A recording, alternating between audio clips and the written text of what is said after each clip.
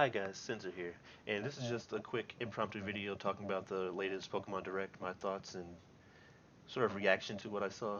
And I definitely want to start this by showing the amazing Gmax Lapras. Um, but before I continue, I'm doing this video earlier than I normally do, so if you hear my daughter in the background, that's because I usually record my videos when she's napping. So I apologize if she becomes distracting or whatever, but just letting you know that you might hear her in the background. But yeah, Gmax Lapras. So there's a lot to unpack in this direct. But first, today they're gonna be um, doing an update, and Gmax Lapras and Gmax Colossal are gonna be more common. So it's another Dynamax event, which I was definitely expecting them to announce something. So I just wasn't expecting Lapras. So that for VGC, which is what the main thing I'm doing now, is that's pretty big because that means because they're having this event, they're going to add Lapras and Colossal to the list. So I don't actually know what Colossal's Gmax move is, but Gmax Lapras is huge because it's this really strong ice move called Gmax Resonance, and it gives you Aurora Veil without even needing the snow. So that's going to be big. And I already use Lapras, so I'm definitely going to be putting this on my new team. Um, yeah. Oh yeah, and also Gmax Flapple or Appleton will be more common, and those are actually good Pokemon. At least Appleton. I actually haven't fought any Flapples, but Appleton's really good, so it'll be interesting. And I also don't remember what the Gmax move is for that, but yeah, those three Pokemon are probably going to be added to the list. I don't know if it'll probably I don't know when they're going to add it actually to the list of approved Pokemon, but it'll probably be soon. Um, but yeah, let's go over the other information. So DLC, like this is huge. Um, like this is actual DLC for the game. An expansion pass, just like you would see in like another game. It's $30, which I honestly think, based on what they show, that's not too bad. A DLC, like an actual expansion pass for something like this, would normally be $40 to $60. But I guess technically, if you do it, now that I'm thinking about the price, if you do have both or want to experience both, yeah, it is actually going to be about $60 because you got to buy an expansion pass for each game. So yes, that is a pretty hefty price, but I mean they're adding like two completely new areas, a bunch of new Pokemon, and for people that are going to complain about oh, you got to pay like 30 to 60 well, $60 to get all these new Pokemon. Well, you don't actually have to, because you can trade. You'll be able to trade to get these Pokemon, and without having the DLC. And of course, Pokemon Home, which also comes out next month, will um, you'll be able to trade Pokemon from the previous games to Pokemon Home and then to Pokemon Sword and Shield when they're available. So when Isle of Armor comes out in June and those Pokemon are available, then you'll be able to add those Pokemon to Pokemon Sword. So any of the old Pokemon you'll be able to add in no matter what. But any new Pokemon that are added, like the new legendaries, it looked like Zapdos, Articuno, and Moltres had different forms. Those kind of Pokemon, you'll have to get in the game with the expansion pass, but you'll still be able to trade those with other players. So you're going to be able to get all of these new Pokemon even if you don't have the expansion pass. So that'll be good. Um, and yeah, so the Isle of Armor added a whole new area, new storyline. Um, it's also going to add the Gigantamax versions of the starters, which is going to be pretty big. Let's see, where are they at? Um, it's around here somewhere. So, well, real quick, the Isle of Armor. Uh, yeah, that's a pretty beautiful looking area. And then they're gonna add this. They talk about the storyline being like you're doing this. You're gonna be training with like Leon's old master at this dojo on this island. Here's the master, and then there'll be two new NPCs depending on what version you're in. Um, oh yeah, here they go. So the two new NPCs are Clara if you're in Pokemon Sword, and who does Poison Pokemon, and Avery who does Psychic Pokemon in Pokemon Shield. And now they're actually going to add these NPCs to the game in the update today, and you're going to be able to get this Galarian Slowpoke, who evolves into Galarian Slowbro with an item from the first DLC, um, Isle of Armor, and then or into Galarian Slowking from an item from the Crown Tundra. So that'll be cool. You'll be able to get the Slowpoke uh, after the update today. You just won't be able to evolve it until those expansions come out. And then I wanted to show the DLC or the yeah. So here's the Gmax Pokemon, the Gmax starters. Really cool.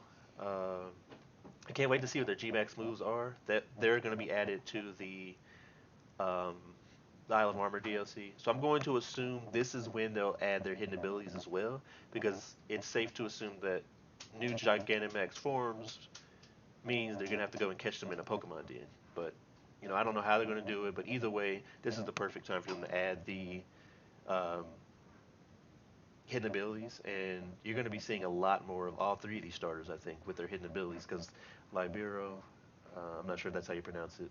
It's basically the same thing as Greninja's hidden ability from X and Y.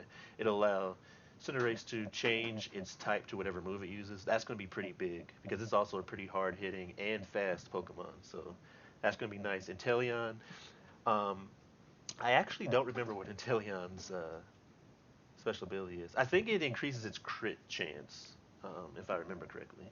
And then um, Rillaboom, putting that grassy terrain down is going to be pretty big. So I'm actually I'm actually interested in using all three of them, but I'm most interested, obviously, in Cinderace and then Rillaboom because I really like Rillaboom. It's actually my favorite design of the starters, so that'll be interesting to see.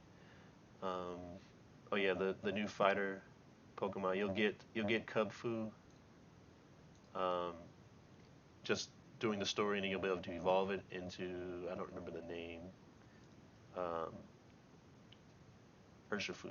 So, and it has a Gigantamax form and two different styles, Single Strike and Rapid Strike, which also changes its type. So that'll be an interesting Pokemon. And what's interesting, they also talked about using it online in official competitions. I don't know if that means um, like VGC as well, but there'll be more details on that. They said there's going to be over 200 new Pokemon. Um, they said that the new another new legendary psychic grass type from the second DLC. But they said there's gonna be over 200 new Pokemon with Crown Tundra. I wasn't sure if they meant like just in the Crown Tundra or total. But as you can see, a lot of these old legendaries, a lot of these Pokemon. Oh yeah, new co-op mode they said, where you go to like these underground Pokemon dens and seeing a bunch of new Pokemon. um, New forms of these, like the Reggie Pokemon, it seems, or maybe just completely different ones. I wasn't sure about that. And then new forms of like Zapdos, Articuno, and Moltres. Like, kind of lost it. So, yeah, I don't know where it's at. There we go. Um, Moltres. I'm not sure about Moltres' thing, but or Articuno, but Zapdos looks like it doesn't fly anymore. It looks like it's just running. Although in this one he's kind of high in the air, but yeah, I don't know. I have no idea what those types are. So new forms of the classic legendary birds. These new areas, like they're completely new areas to the map. New Pokemon, new items, new features, gameplay. Like this is real DLC, and to my knowledge, the first time they had anything like this in a Pokemon game before. Um, yeah, they just showcase a lot of like Volcarenos coming back. Um, They had like kind of flashes of which Pokemon would be in there. So like Kingdra's gonna be back. Oh yeah, Gigantamax forms of Blastoise and Venusaur. Yeah, there's a lot. Like I'm shocked. Like I'm like speechless. I was not expecting something like this, like full DLC. And yeah, I personally think it's worth it. I know it's gonna kind of make some people upset because it's DLC, right? And $30, in my opinion, based on what they showed for two big expansions, I think that's fair. But you do have to. The DLC is going to have different Pokemon in each version, So you are basically going to be spending the price of basically half the game. You're gonna be spending the price of half the game to get that, which I think is fine. But if you want to get everything, you're gonna have to have both games, and DLC for each game. So that does definitely get steep, and I don't blame anybody for being upset with that. But I personally think it's you know I kind of wish that the DLC would have been usable. You buy one DLC and it'd be usable for both games if you had it, but it is what it is. I'm still gonna get it. I think it's gonna be worth it. Um, yeah, I just can't believe this. I'm definitely excited to get into the update today, seeing the new NPCs, getting the new Slowpoke, and finally hopefully getting a Lapras, a Gmax Lapras, and getting that ready. So that's all I want to talk about. Just the new stuff, the new DLC. They announced some other stuff, but I only wanted to talk about the Pokemon Sword and Shield. Again, it's coming out. The first DLC expansions come out in June, and then the second one's coming out in the fall. They don't have a release date yet, but yeah, that's it. Um, and I'll be having my other video. Um, well, at the time of recording, my other video that I recorded yesterday about my VGC journey will be coming out pretty soon. Um, but anyway, if you like the video, please give a like, subscribe. I'll definitely be on top of Pokemon news and content for now with the DLC for the rest of the year at least. Um, but probably longer than that as well. But please give a like, subscribe, and as always, thanks for watching.